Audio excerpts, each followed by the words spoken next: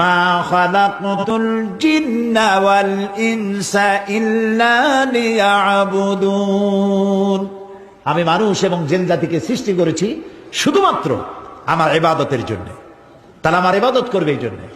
এখন প্রশ্ন উঠতে পারে যে সারাক্ষণ যদি ইবাদতই করি তাহলে বাজার করব কখন, চাষবাস করব কখন, ব্যবসা বাণিজ্য করব কখন, রাজনীতি করব কখন? একজন মুসলমান তার সব কাজ হবে ইবাদত। সুবহানাল্লাহ।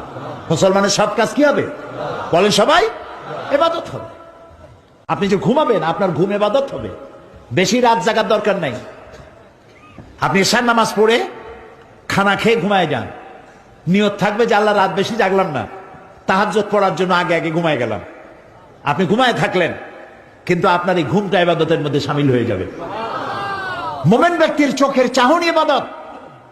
আমি যে দেখি, এই দেখাটাও ইবাদত। কি রকম? আল্লাহ যা দেখতে নিষেধ করেছেন তা যদি না দেখি।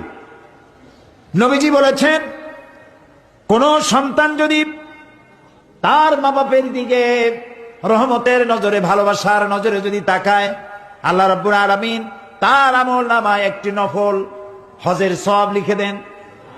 সাহাবীরা জিজ্ঞেস করলেন, ইয়া রাসূলুল্লাহ, যদি কোন সন্তান তার মা বাপের দিকে দৈনিক 100 বার তাকায় তো কি হবে?